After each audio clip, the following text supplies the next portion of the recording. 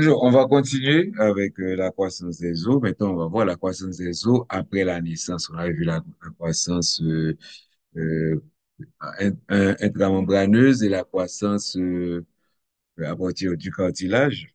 Donc, maintenant, on va voir la croissance des os après la naissance. Donc, au cours de l'enfance et de l'adolescence, les os vont s'allonger uniquement sous l'effet de la croissance interstitielle d'un cartilage spécifique qu'on appelle le cartilage épiphysaire ou encore cartilage métaphysaire et de leur remplacement par de l'os. Ok. Et tous les os s'épaississent sous l'effet de l'activité du périos selon un processus de croissance par apposition.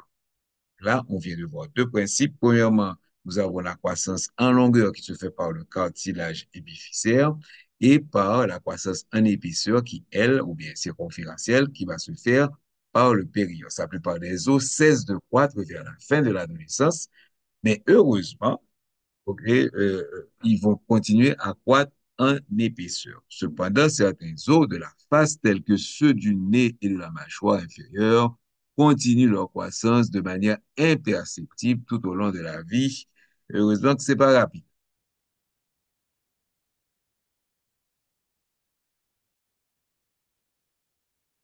Maintenant, on va voir un plus particulier la croissance en longueur. Donc, le processus de croissance en longueur des os s'articule autour de plusieurs événements qui se produisent au cours de l'ossification endochondrale, donc à base du cartilage. Il est déterminé par la présence du cartilage épiphysaire que l'on montre comme un petit carré sur le schéma.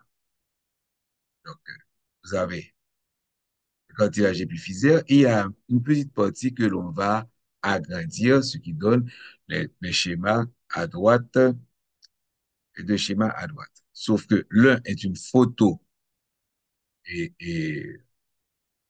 c'est une photo, donc on avait une photomicographie, tandis que l'autre sera OK, un schéma. Donc, d'un côté, nous avons la photo, de l'autre côté, nous avons le schéma. Donc, on va avoir deux parties. La face épiphysaire située du côté de l'épiphyse est appelée zone de cartilage quiescent et est relativement inactive. Sous cette zone, les cellules de cartilage forment de longues colonnes semblables à des pièces de monnaie empilées qui permettent une croissance rapide et efficace. Donc, de quoi parle-t-on? De qui ça parle là? Bon, pas le diminuer agrandissement pour nous, elle puis bien. OK? Ouais, gon vide dans zo. Vide dans zo, c'est la partie qui est occupée par le cartilage épiphysaire. La radiographie ne permet pas de voir les cartilages. C'est pour cela que nous avons un vide. Et de même que au niveau de chaque extrémité osseuse, nous avons le cartilage articulaire. OK? Les deux os ont un cartilage articulaire. Les cartilages articulaires sont en contact les uns aux autres, mais comme il n'y a pas qu'à ouais le cartilage au niveau avec la radiographie, on a l'impression que bon vide, qu'il y a une clarté. C'est la même chose qu'on retrouve là, c'est la partie, c'est pas l'os qui est cassé, c'est justement le cartilage épiphysaire. Donc, gombo qui est vers l'épiphyse et un bord qui est vers la diaphyse. OK? Et bord qui est vers l'épiphyse, on va commencer là, c'est la zone de cartilage qui est ça. Donc, je vais agrandir pour nous voir le bien. Donc, on a la zone de cartilage qui est ça, qui est inactive. Ensuite, on va avoir une zone de prolifération, de cartilage en prolifération. Là, les cellules placées au sommet, donc du côté de l'épiphyse, de la pile qui suit la zone de cartilage qui est ça, font partie de la zone de prolifération ou zone de croissance. Ces cellules se divisent rapidement, éloignant ainsi l'épiphyse de la diaphyse et causant un allongement de l'os dans son ensemble. Ensuite, nous avons la deuxième zone qui est la zone de cartilage hypertrophié, les chondrocytes plus âgés de la pile, qui se trouvent plus près de la diaphyse, vont donc s'hypertrophier, vont grossir. Et leur lacune, c'est-à-dire, vous songez que c'est du cartilage, donc la cellule se trouve dans une petite chambre, c'est ce qu'on appelle la lacune. Et leur lacune s'érode et s'agrandissent, formant de grands espaces qui finissent par communiquer entre eux. Donc là, nous avons la zone de cartilage hypertrophié. Ensuite, la troisième zone, c'est la zone de cartilage en calcification. La matrice du cartilage qui les entoure se calcifie. Les chondrocytes vont donc mourir parce que une fois que le calcifie, il ne va pas recevoir produit encore, ce qui permet au vaisseau sanguin d'envahir l'espace. Il reste à la jonction de l'épiphyse et de la diaphyse, donc de longues spicules. Et donc, je vous montre là les spicules de cartilage calcifié. OK? Et de longues spicules calcifiées comparables aux stalactites qui pendent au plafond d'une caverne. Bon, ça, je vous invite à aller regarder les photos de stalagmites et de stalactites. Stalactites, ça sort du haut, stalagmites, ça sort du bas. Ensuite, nous avons la dernière zone qui est la zone en ossification. Les spicules calcifiées sont investies par des éléments de la moelle provenant de la cavité médulaire. Ils sont partiellement érodés par les ostéoclastes, puis recouverts d'une nouvelle matrice osseuse que l'on appelle os fibreux ou os réticulaire. OK? Par les ostéoblastes.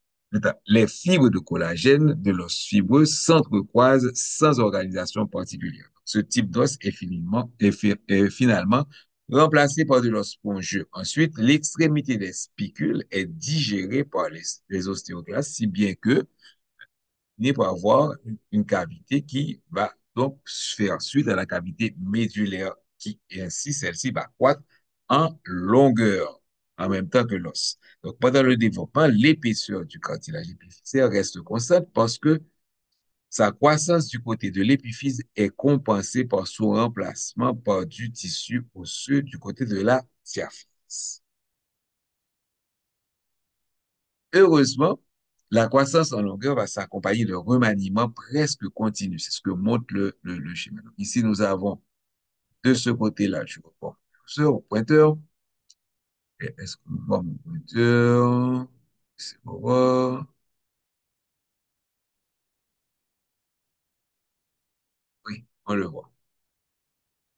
Alors, d'un côté,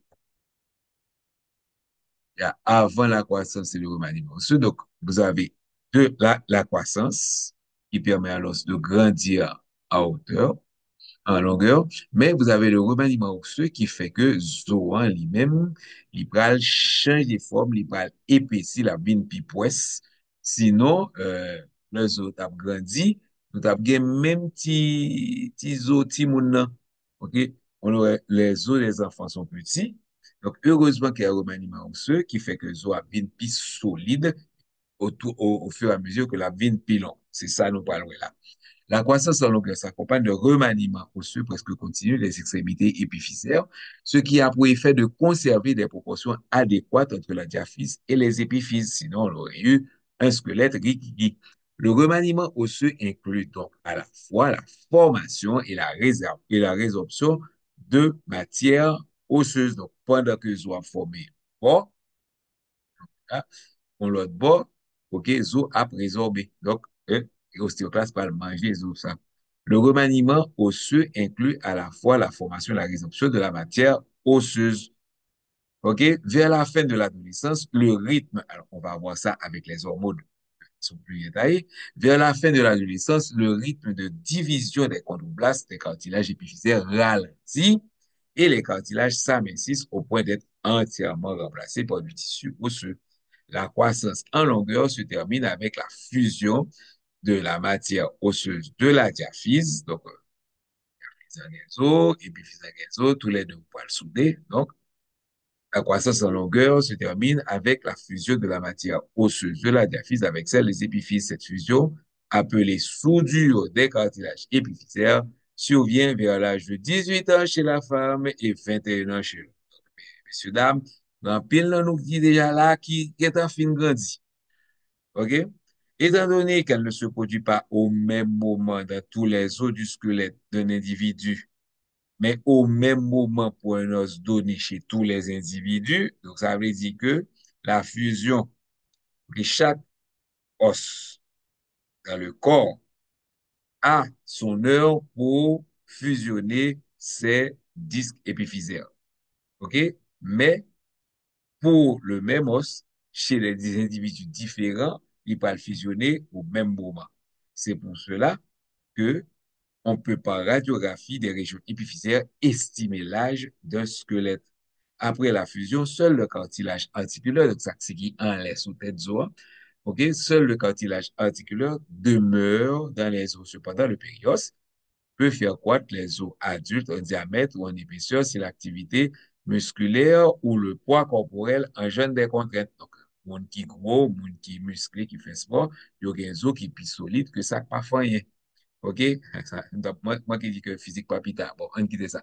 La croissance des os en épaisseur ou en diamètre, les os en croissance doivent épaissir à mesure qu'ils s'allongent, comme les cartilages. Les os gagnent en épaisseur ou, dans le cas des os longs, en diamètre par le processus de croissance par apposition. C'est ça, vous montrez ici. Ouais, voilà. Corticale l'antérieur qui est tout petit et au fur et à mesure que l'os grandit, vous voyez que la corticale s'est épaissie. OK? Les ostéoblastes qui se trouvent dans le périos sécrètent une matrice osseuse d'abord sous forme de lamelles circonférentielles. On se rappelle lorsqu'on avait vu l'histologie du tissu osseux, qui est compact, donc sous forme de lamelles circonférentielles à la surface externe de l'os, puis de nouveaux ostéos se forment. OK? Les ostéoclastes situés sur l'endos de la diaphyse détruisent l'os avoisinant de la cavité médulaire.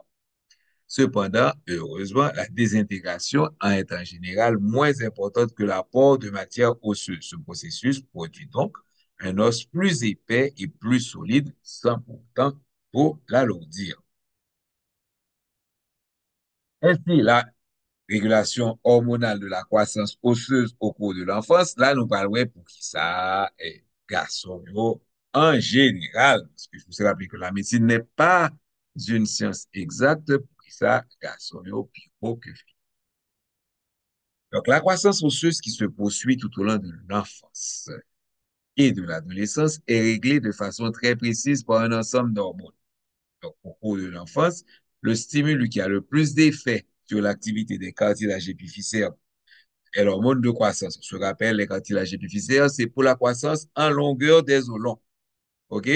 Sécrétée, donc cette hormone de croissance GH, elle est sécrétée par l'adénohypophyse, qui est le lobe antérieur de l'hypophyse. L'activité de l'hormone de croissance est modulée par les hormones thyroïdiennes de sorte que le squelette conserve des proportions convenables pendant sa croissance. La puberté, maintenant, là, on parle former, la puberté s'accompagne de la libération d'une quantité accrue d'hormones sexuelles mâles et femelles, la testostérone et les androgènes. Les androgènes jouent un rôle crucial dans le développement des os des deux sexes. Une partie, ainsi chez les garçons, une partie de la testostérone en circulation est convertie en œstrogène. À faible dose, les œstrogènes stimulent la poussée de croissance typique de l'adolescence. Mais avec le temps, le taux d'œstrogène augmente, ce qui va entraîner la soudure des cartilages épiphysaires et met fin à la croissance des os en longueur des os. Comme les taux, OK, d'œstrogène sont plus importants chez les femmes, en général, l'arrêt de la croissance survient plus tôt que chez les garçons. Mais la croissance en longueur est aussi sujette à d'autres facteurs, l'environnement, ça, on a mangé tout et tout. C'est peut-être ça qu'il y a des filles qui plus haut que garçons. La masculinisation ou la féminisation de certaines parties du squelette dépend de taux relatifs d'œstrogène et de testostérone. OK? Plus précisément, sous l'effet des hormones sexuelles, la vitesse de production de la matière osseuse au niveau des cartilages épiphysaires dépasse celle des mitoses des chondrocytes. Bon, là, on explique de façon plus détaillée comment est-ce qu'on va avoir la fusion des cartilages épiphysaires. Et se rappeler que tout excès ou insuffisance d'une de ces hormones peut causer des anomalies de croissance qui sont donc évidentes. OK? Par exemple, une hypersécrétion de l'hormone de croissance chez l'enfant peut provoquer une taille anormale, ce qu'on appelle le gigantisme, et à contrario, tandis qu'une insuffisance de l'hormone de croissance et des hormones thyroïdiennes entraîne des types de nanisme. Bon, on a fini pour ce chapitre. Et je vous enverrai, comme d'habitude, le reste, le prochain chapitre après. Bonne étude.